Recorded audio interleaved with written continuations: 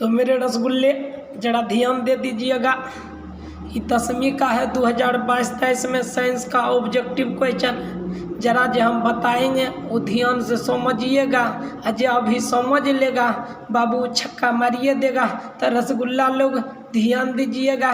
ये पहला सवाल कहता कि है कि पुंकेसर फूल का है, पुंकेसर फूल का है। अब बताना है कौन भाग है, स्त्री भाग है, नर भाग है, जयांग है या वर्तिकाग्र है। पहले आपको एक बात नोट करवा देता हूँ कि फूल के जो होते हैं 4 हिस्से होते हैं, बाह्यदलपुंज, दलपुंज, पुमंग और जयांग। जो दलपुंज और बाह्यदलपुंज होते हैं ये जो होते हैं सहायक अंग होते हैं, जबकि पुमंग और जयांग आवश्यक अंग होते हैं। और आवश्यक अंग इसको इसलिए कहा जाता है कि पुमंग और जयांग जनन की क्रियाओं में भाग लेता है।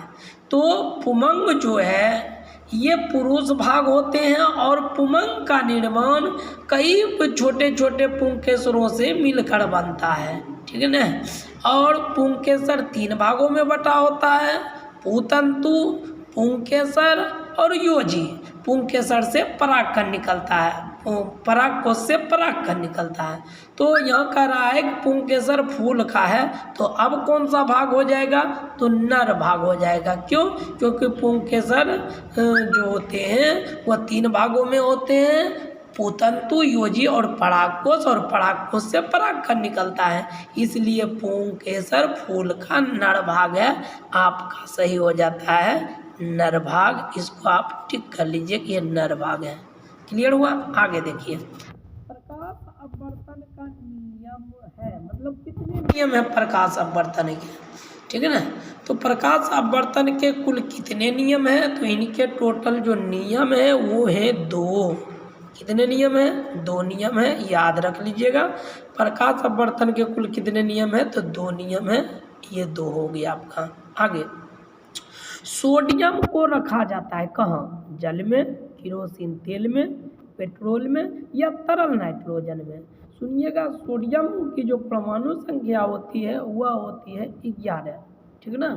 इनका इलेक्ट्रॉनिक विन्यास यदि निकालते हैं तो 2, 8, 1, मतलब संयोजी सेल में 1 इलेक्ट्रॉन होते हैं, इसलिए सोडियम की जो संयोजकता होती है वह भी 1 होती है।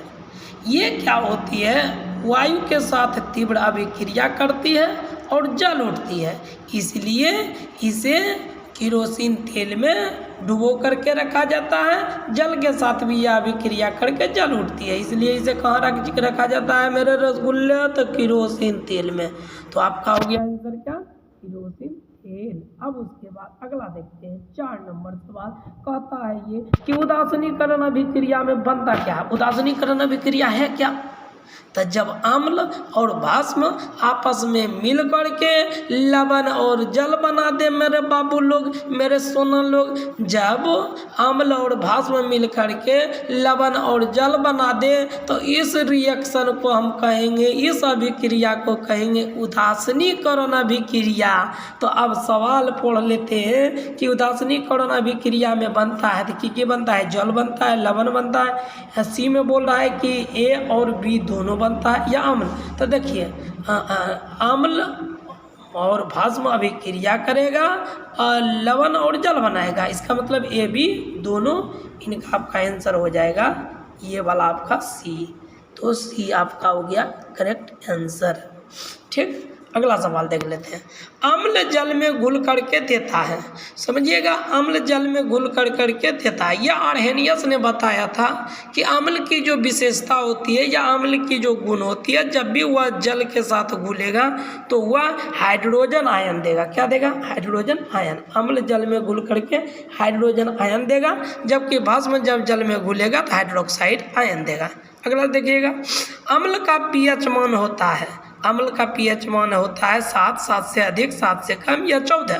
तो इनका आंसर होगा बाबू 7 से कम, क्योंकि अम्ल का स्वाद खट्टा होता है। तो आपका आंसर हो जाएगा 7 से कम। अगला सवाल आपको बोल रहा है बाबू लोग कि हीरा और ग्रेफाइट है, क्या है? उपधातु है।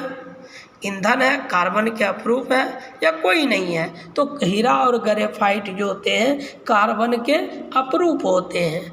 अच्छा, कार्बन की परमाणु संख्या कितनी होती है? 6 होती है। कुल कितनी होती है परमाणु संख्या? 6 होती है।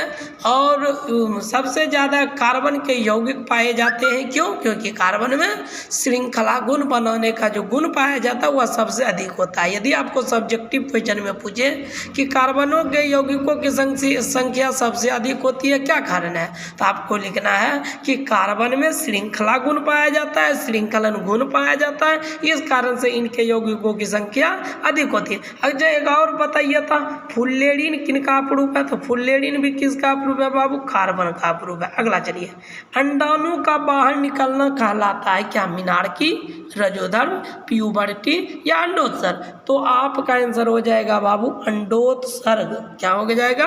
अंडोत्सर्ग। अब देखिए, अंडाणु बाहर निकलता कब है? रजोधर्म के जब क्रिया होगी स्त्री में, तो रजोधर्म की क्रिया के 14वें दिन या इनके आसपास अंडाणु एक बाहर रिलीज करेगा। रिलीज कौन करेगा?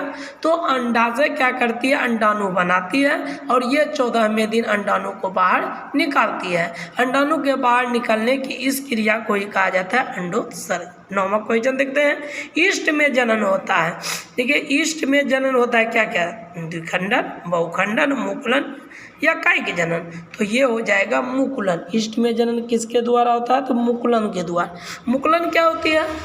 इनमें जो जीव होते हैं उनके शरीर से कुछ प्रवर्ध निकलते हैं और ये प्रवर्ध मुकुल या बड कहलाते हैं। यही स्वतंत्र हो करके जीवन यापन करने लगते हैं, जिसे मुकुलन जनन कहते हैं। ये अलैंगिक जनन, जिनको कि इंग्लिश में अनसेक्सुअल रिप्रोडक्शन कहते हैं, उनके अंतर्गत आता है। लास्ट क्वेश्चन है आपका बाबू लोग कि बॉक्साइट अयस्क है। किनका अयस्क है? लोहा का, एल्युमिनियम का, तांबा का, शीशा का? तो बॉक्साइट अयस्क है एल्यूमिनियम का। किनका? एल्यूमिनियम का। एल्यूमिनियम की परमाणु संख्या कितनी होती है? तो 13 होती है। कितनी होती है? 13 होती है, ठीक ना। और ये जो लोहा है, ये इनका जो अयस्क होते हैं वो हेमेटाइट होते हैं और मैग्नेटाइट होते हैं। सीडेराइट भी लोहा के ही अयस्क हैं।